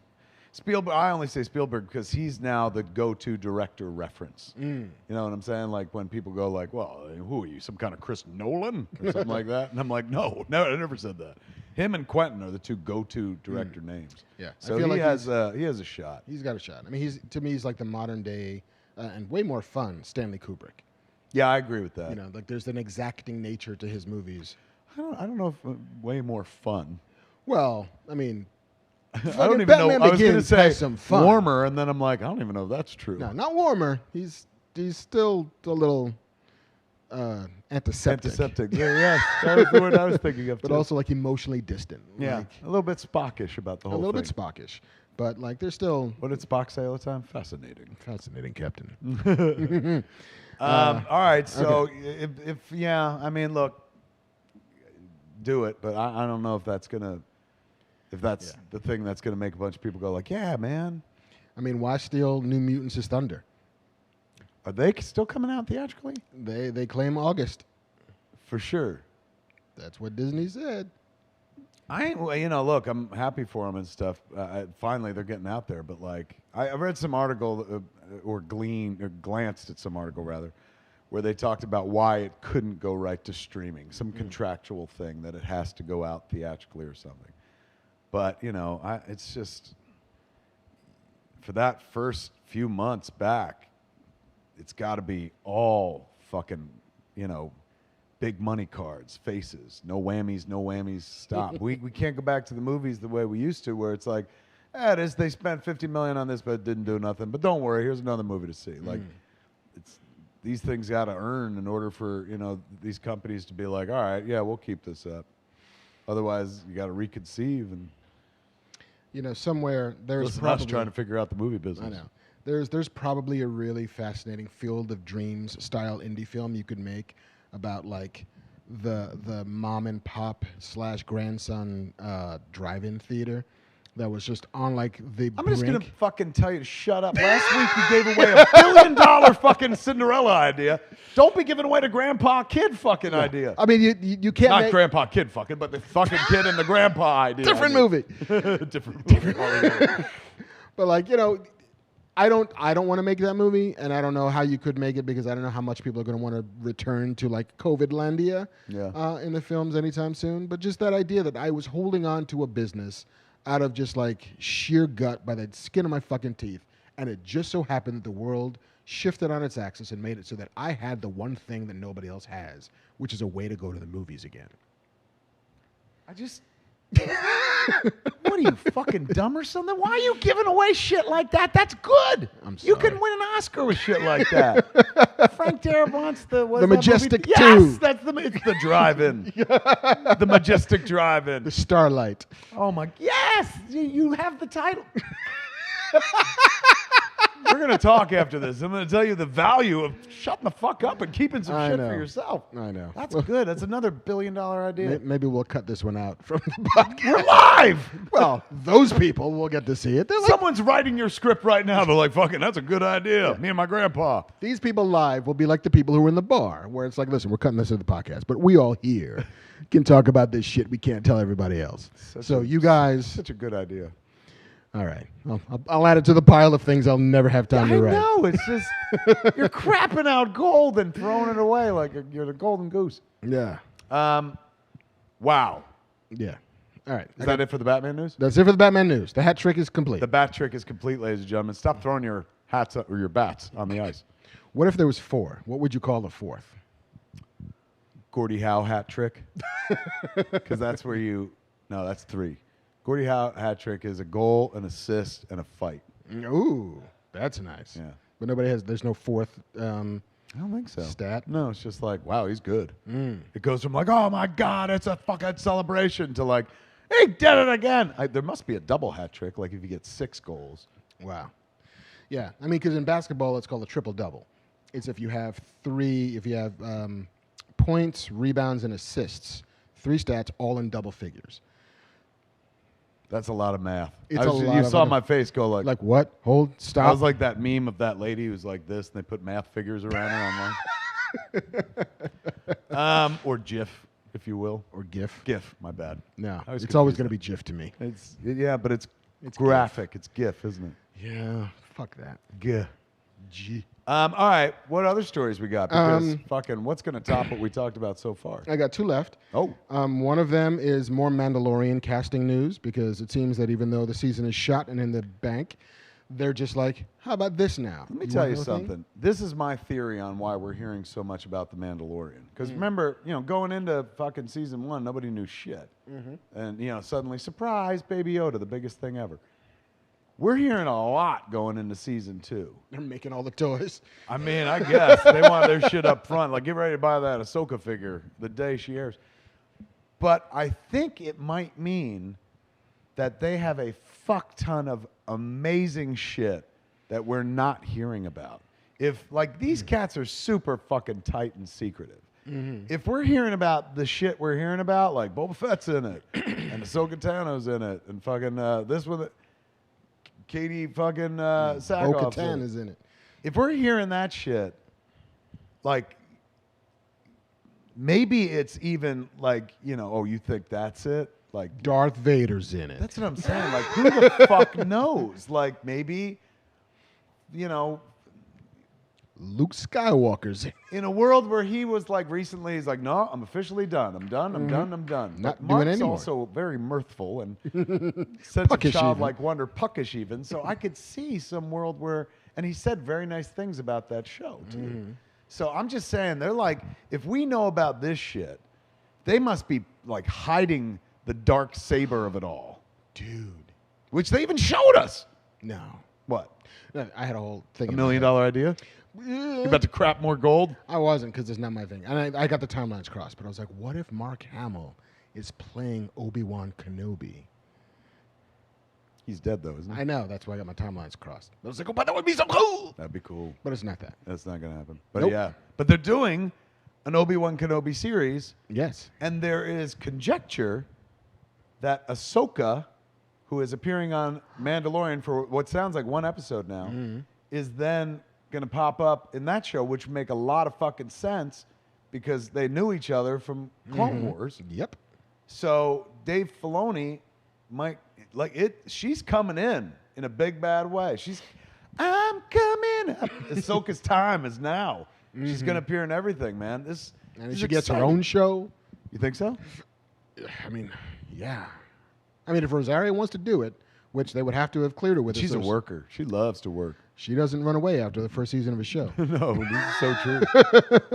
Man, oh man, like that. I saw that. That was a cool idea. Like the idea of like, whoa, she's going to be on the Obi-Wan Kenobi show. It's like, now, look, I was watching it anyway. Now I'll watch it twice. Yes. And I'll tell others about it. But so speaking of the Mandalorian and casting, Yeah. Timothy Oliphant. Olifantastic? Olifantastic. I know that guy. Oh yeah, he's he has joined. There's like he's joining the cast for season 2. He's done joined. already. He's done. They didn't say who he's playing. They haven't said who he's playing, although there was conjecture that he's playing some sort of gunslinger, which in my head made me go to like Cad Bane, who was a character from both Clone Wars. He was like this sort of he was their Han Solo for a little bit. And sort of the man with no name they were going for, the Clint Eastwood stuff. But according to OmegaLevel.net, I'm citing them in case it's all bullshit. Okay. Not my bullshit, their bullshit. Okay. Oliphant filmed scenes wearing Boba Fett's Mandalorian armor for the upcoming second season of The Mandalorian. That might sound confusing because earlier this month, Tamora Morrison, who originated the role of Jango Fett, is coming back as Boba Fett. But if Morrison is playing Boba Fett, then Timothy Oliphant is playing an enigmatic character named Cobb Vanth, introduced in Chuck Wending's Aftermath book series. And then there's a whole fucking list of the reasons why that could be that thing. It could be the king. Could be that so thing. wait, they said that Timothy Oliphant was wearing Boba Fett's outfit at one point? Yes. He's So wearing maybe his it's, armor. maybe it's a story of a guy who's like, I'm Boba Fett, and then he's like, I'm really Boba Fett. It's I recovered the armor from the Sarlacc pit, and now I'm wearing it. The two Bobas. The two Bobas. And maybe Twin the Bobas. other guy is like flashbacky Boba stuff. And not like in the present. Everyone assumes, oh my God, they brought him. That means that Boba Fett got out of the Sarlacc pit. And Dave Filoni would never counter anything George Lucas has ever done without his express permission. So could be that maybe the story is, and again, this is all conjecture, as much conjecture as the Omega 1 story or whatever, could be that it's a guy who gets the armor and is going around and he's got to, fucking like, you got to track this guy down. He says he's one of us, but he is not, that is not the way or whatever the fuck. And it turns out it was a guy who just strapped on the armor. That'd be a pretty dope story. It'd be pretty dope. Because then you leave continuity alone. You do. He's still in the Sarlacc pit. Maybe. Although, yeah, I do like the idea of, like, Boba Fett wants his fucking armor back, and it's going to lead him up against fucking Raylan Givens from That's a Justified. story, too. I hadn't even thought about that. Yeah. Give me my Ooh, I armor. like that. It's the way. It is the way. The man, oh man, like we know so much about season 2 and yet nothing at the same time. And my feeling is because we know a lot, there's so much more that like exciting fucking Baby Yoda level shit coming, like Baby Bosk, Yeah, it's Baby IG-88 or something like that. It's really smart from a PR perspective because it's if I give you enough shiny things, you won't look for the other things. Yes. So Pay no attention to the man behind that curtain. It reminds me of when Marvel just came out and said, "Oh yeah, Ben Kingsley's playing the Mandarin," and we were like, "Oh, that's fucking cool! Ben Kingsley the Mandarin, amazing!" And so we don't for a second look any deeper into what that is because that seems to make sense. Right. And so then when you get to the middle of the Iron Man 3 and you get that awesome twist, I'm not going to spoil it just in case, you're like, motherfuckers, you were hiding it in plain sight. Yeah. And I didn't even see it coming. That was a good twist. Because you answered the question that you knew I wanted to have answered. And now they get to do the Mandarin again, for real, which is pretty amazing. Yeah. All right. Well, that's fucking hot news. Is that it? One last thing. Here it is, the last news story of the day, folks. It is about Star Wars and it's about publicity. A fellow named Charlie Lippincott, who was the very first, the original Star Wars publicist, passed away. Oh my God, you're kidding me. Yeah. This was this dude's job to sell this movie to people who were like, Star Trek? No. Nuh-uh. Star Wars. Yeah, he joined the Star Wars galaxy in 1975 as Lucasfilm's VP of Advertising, Publicity, Promotion, and Merchandising. Wow. And to publicize Lucas's then unknown property, he went outside normal practices at the time, teaming with Marvel Comics for a series that came out ahead of the release, organizing partnerships with the Richard Pryor Show and Donnie Marie Show, and he is responsible for the holiday special. Get out of here. He was the one who teamed up with CBS for the 1978 special, all to keep it in public consciousness until the next movie came out. And he was the one who took it to Comic-Con for the first time in 1976. What's his name? Charlie Lippincott. How long, and what happened? Did he stay with Lucasfilm? What? He would eventually leave Lucasfilm. I think he then went to Fox, and he helped to launch Alien and the fuck was the other one? Hold on, I have it here. Oh, Flash Gordon. Flash. He's like, I got this. We did Star Wars. He's like, I'm your Alien guy. And even before Star Wars, he did Westworld. He did. Oh shit! He did Michael Crichton's Westworld. So he was their genre guy. He was a genre guy. Lippincott, you know these geeks and nerds, don't you? You know how this works. But yeah, and George Lucas, in a statement said, Charlie was one of the founding pillars of the Star Wars films and phenomenon. He began in earnest the concept of licensing motion pictures at a time when the only other company doing so was Disney. Charlie was the one who said early on, we can make this work, and was the first person to develop Star Wars licensing and engage with the fans. He had insights into marketing and public relations that were truly unparalleled. Wow, man. And that's a guy, unsung hero. I've been following this shit my whole life. That's the first time I ever heard that dude's name, probably. Yeah. Like I remember I did a panel at Comic-Con, the last Comic-Con that we had in San Diego, which was kind of all about how the press began to deal with Comic-Con in the 70s, 80s, and 90s. And I remember guys like Jeff Walker and Craig Miller, who had been part of that whole, spirit back in the day, always talking about Charles Lippincott and how he was the guy who, we should go to Comic-Con. I think there's something here. Like, I think, if we do these comic books, maybe we'll introduce an audience who would like this stuff beforehand so they can already be vehemently interested in it. And Visionary. At a time, he was doing a thing before anybody else did a thing. And we still live in that thing. Very much so. And when The Mandalorian is deciding how very judiciously to chum the waters with casting announcements and everything, it all traces back to old Lippincott. It's the playbook that dude first created back in the day. I'm telling you, if Disney Plus skips making a Star Wars Christmas special this year, missed opportunity. Star Wars Christmas special 2020? Mandalorian Christmas special? Come on. Let's go to the volume, everybody. We can get this done. That's all the news? That's all the news, my friend. Mark Bernardin brought you fucking news. You wanted news? He brought you news, man. Give it up for Mark. He had the news. Yay, news and views. JC, let's put the JC cam on and check in on our good friend JC. We got some questions. I've got some questions. How's the show reaction been? Good. People love Ben. What's not to love? I know. Everyone loves when Batman shows up. Chat blew up there. Yeah, more people I'm sure they're like, more Ben Affleck. One of those or both of those guys should quit. And let's just have Ben Affleck telling us these things. It's just Batman. That's all we're calling this show. Batman on FatMan. He just calls it Batman. You got some queries for us? Yeah, Adam Govezi asks, what if you wrote a Keanu Reeves vehicle, since everybody wants to? What would your pitch be?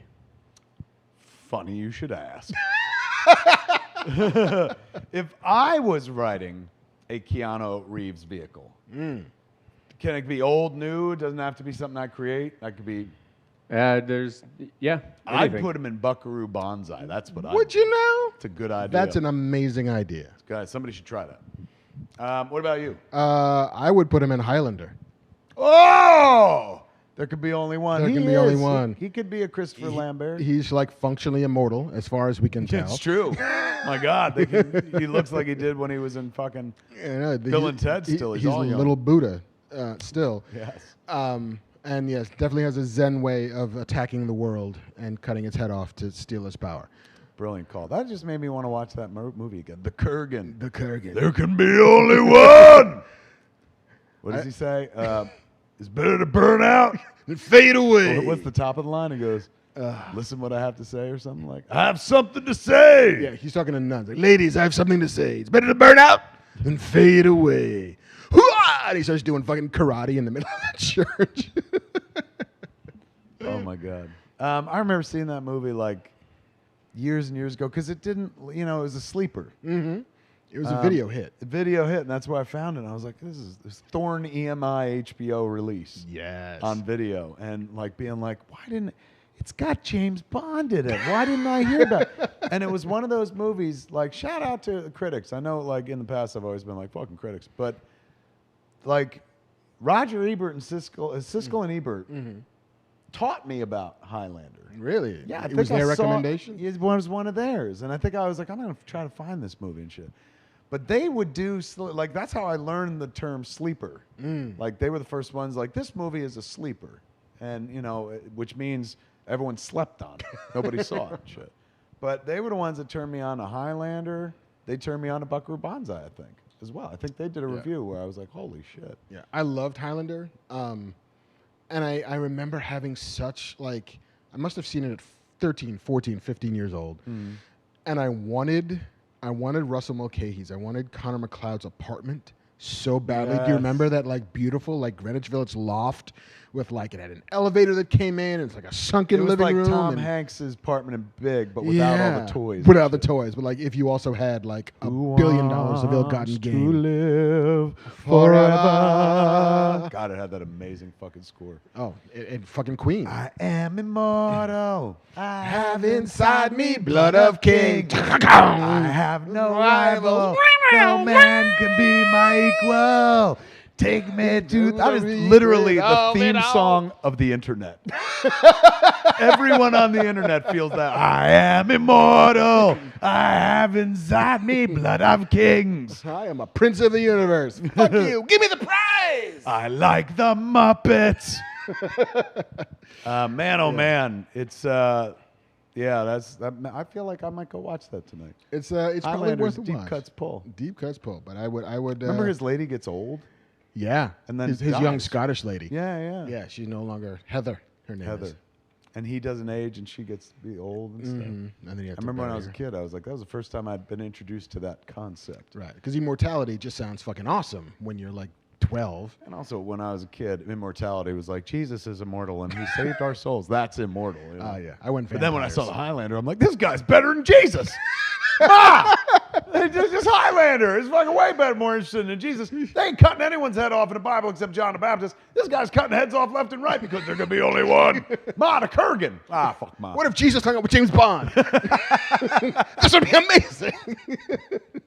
The Christlander. And I love that Sean Connery is playing a Spaniard. My name is Juan Sanchez Villalobos Ramirez III. He's like, what? How's this work?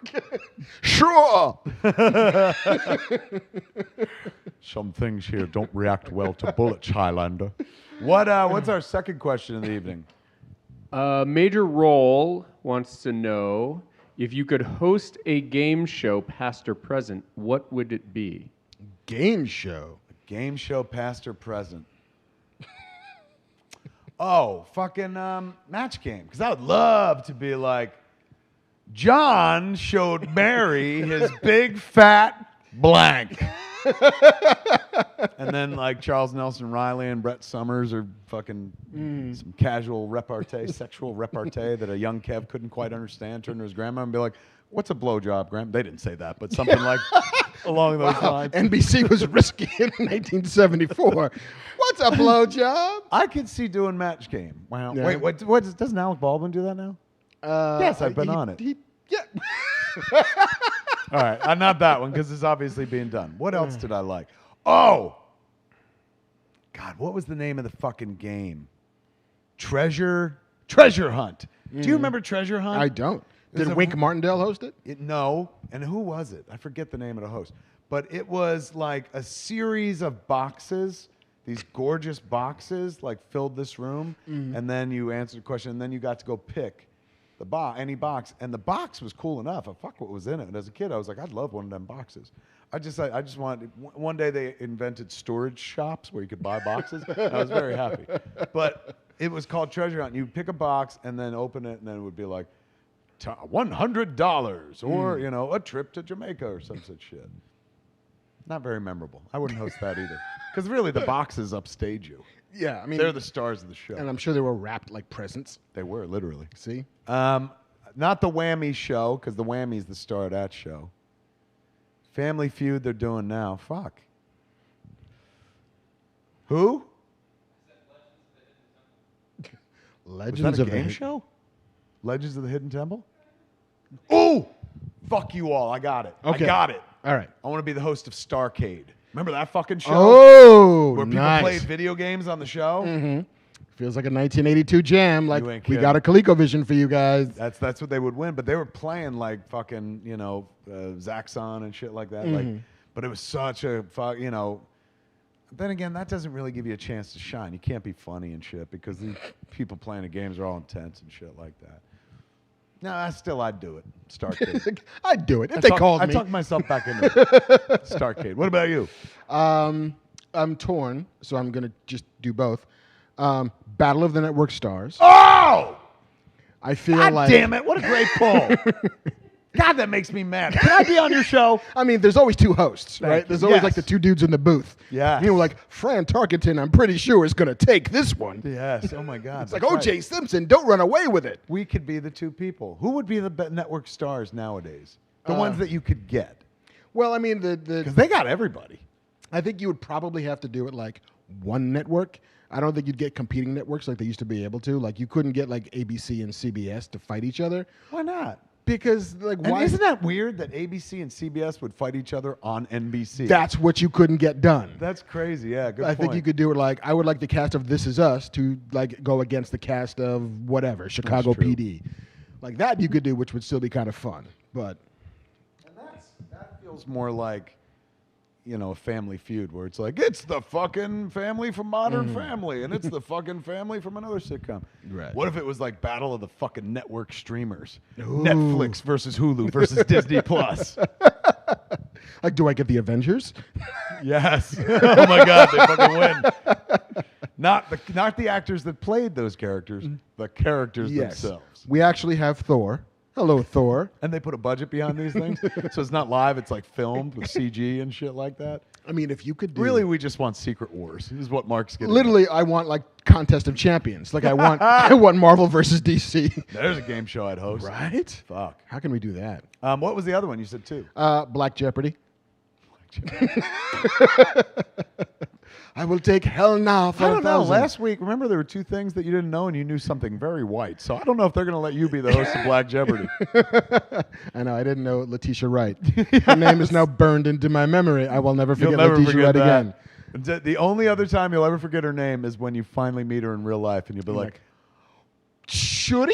it just went away. No, you're not Shuri. Oh my God, fuck. Here it is. Just take out my wallet. Here's my card back. I guess I'll hitchhike home. What a great answer he had. My answer sucked, but that was a great answer. Fucking Battle of Network Stars. What a great poll. Such good memories, I think. You know what I'm saying? Like, in my head and heart, I feel warm about it, but, like, I can't really point See, to any single moment. Like, do you remember when Henry Winkler beat the shit out of Lou Grant or fucking Ed Asner? That was so weird. He's beat up an old guy. I mean, it's one thing to see a young guy box an old guy, but he beat the shit out of him. He wouldn't let him get up. He had his foot on his neck. It Ted was Knight weird. was his corner man. Got me, Ted. I feel like if you're going to go home and watch Highlander, I'm going to go like scour YouTube for old Battles of the Network Stars. Good pull. Worth it. I wonder who has the rights to those. I always feel like NBC did that shit. Yeah, I bet you like it's the Merv Griffin Company or somebody like that. But you are so right. It's like they wouldn't want to, like, I'm not Yeah. going to go fucking compete against Yeah, NBC you can syndicate on this shit. CBS. Fuck you guys. We'll do our own show.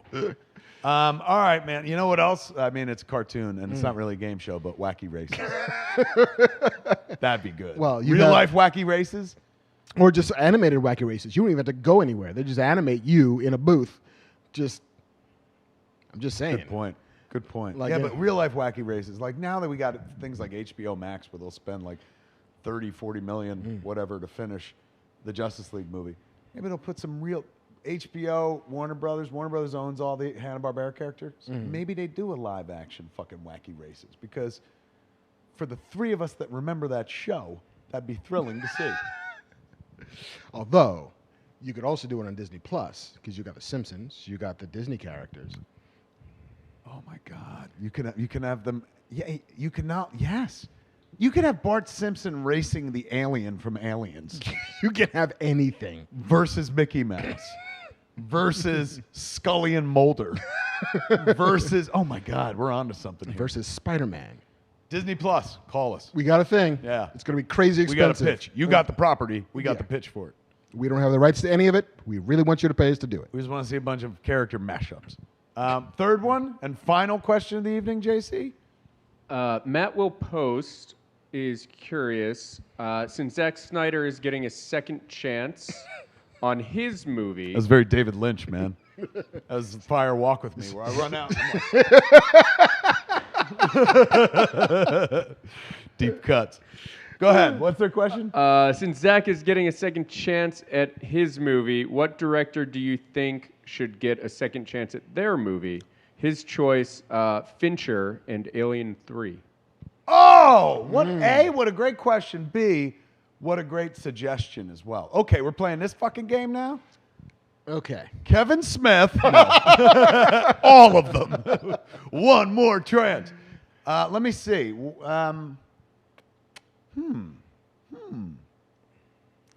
You got one?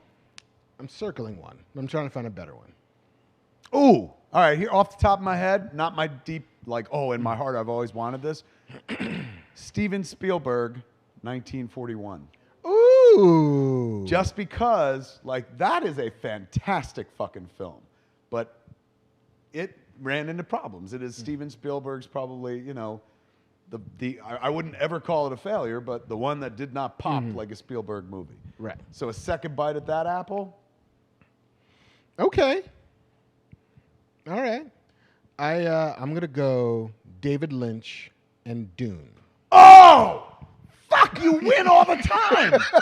God damn it. That is We so have a much game better. show. I know. Fuck, that is genius. Yes. Have you ever seen the Alan Smithy cut Yeah, of Dune? yeah. Like 4 hours of Where fucking there's like an hour of talking up top. pretty much, and with just like drawings. still.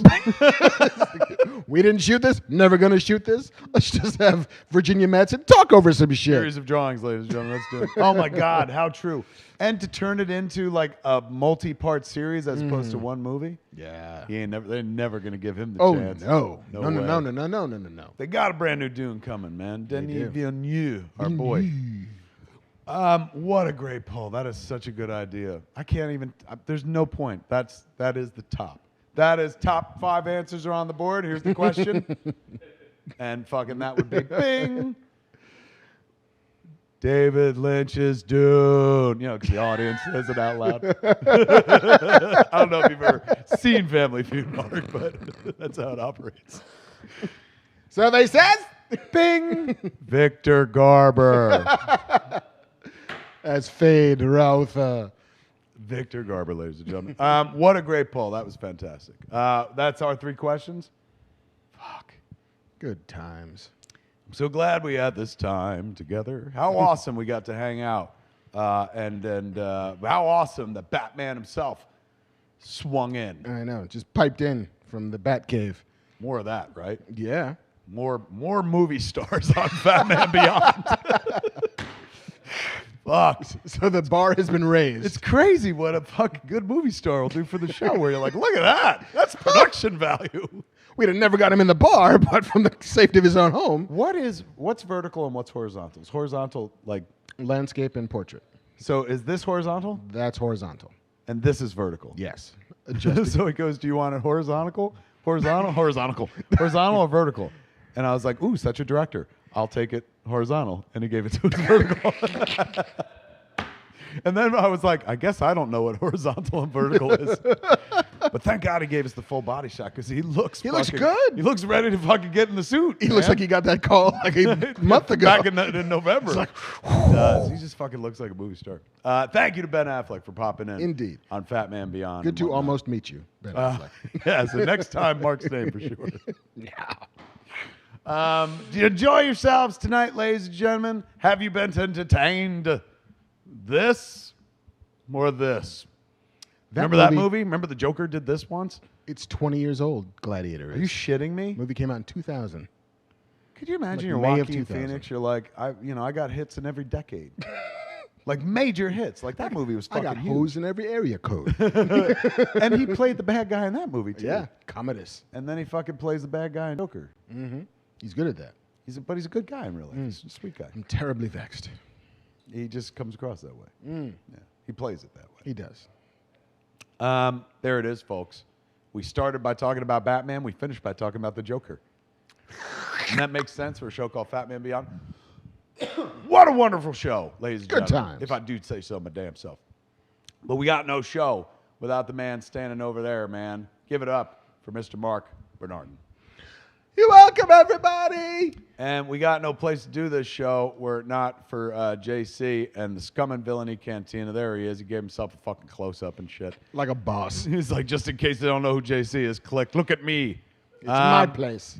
My Come, rules. you still buying that Boscar cards? Go ahead, give me your close-up and do a little selling. We sold out this week, but we should have more in Monday or Tuesday. Fuck, these things are heavy, man. Like fucking, it's a gift certificate, right, that you use here? It's Yes. super hard to keep in your wallet. Yeah, it's not.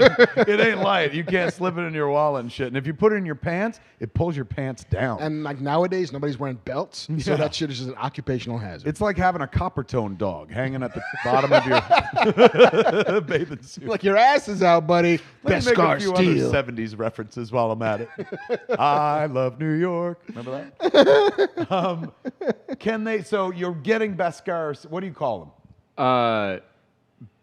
Beskar inspired. Yes, there you gift go. card. My bad.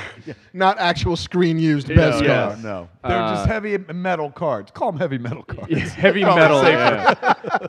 But it's actual laser etched aluminum. They're sweet. I saw them in real life. You Yeah. saw them too. We could I vouch touched for it. them and stuff. Super And wait, cool. is it good for one use or every time you come in the bar? You can use it. That's your card. They have $150 on them, so you can come in and just reuse it. Can you and keep reuse it. reloading?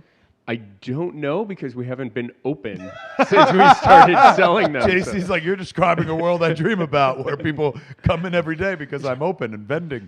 When we get to use one of these, you're going to see some serious shit. I'm like, could you imagine everyone slapping them down? You're going to shatter this counter. When everybody comes in, they're like, here's my steel. And it's going to crack the counter and shit. You can go to, where can they go get a gift certificate? Scumandvillainy.cantina.com and click on the shop link up at the top. That's right, man. Rock on. We will be back next week, hopefully with more news. You got anything going on that you want to send them to? One last time, kids. Plague Nerdalogs to go and see like some of your favorite genre actors doing some of your favorite genre speeches, all for charity. And Hero Initiative, maybe we sold out those last 2 slots. Maybe we didn't. We haven't been able to check. After a show like this, if those slots aren't sold out, It is going to be 6 people who are like, so let's talk about a Snyder cut, yo. yeah, you had some things to say. I want you to explain yourself. And Call be Mark nice. Bernardin up on the carpet on a Zoom call. I've go spent to my money to do this. HeroInitiative.org is where you can find And there's a bunch of other auctions up there, probably still with other folks that you might love and know very incredibly cool. well. Jim's doing wonderful. The Lord's work over there at Yes. Hero Initiative. And I think they're going to keep doing them for a while because, like, you know, even once we get out of, you know, the COVID zone and we get to reopen and we get to reengage with our loved ones in the traditional God-intended way, there are still lots of people who need help and lots of old veterans of comic books and the stuff that you love who need assistance. So this isn't going away anytime soon. So, yeah, there'll be more. Beautiful thing right there. And what's the Nerdalogs address? ThePlagueNerdalogs.com. Go check it out. Check that out. It is amazing. I'm going to add mine this week. So let's see if I can cry. Let's see what kind of actor I am. Genre actor. Go to your place, Kevin. Yeah, I will. I've already picked out where I'm going to shoot it and everything. I got one of them ring lights to stick my camera You were in. so fucking fancy. I am. Yeah, Trisha Helfer got nothing on me. You know. I will say she's got like a foot on you. She does. Beyond that, And all, she's tall, she's beautiful, she's talented, she's got everything on me. She's a woman. Everything about her is better than me. I know that's who you really love. If Mark could host this show with just Trisha Helfer, he would drive over my neck. It'd be like one of those movies where you're like, I thought they were friends, like a mob movie and shit. He's garrotes me and shit. I'd drop behind the bar. Trisha Helfer pops up, stands next to Mark. leave the weed, take the cannoli.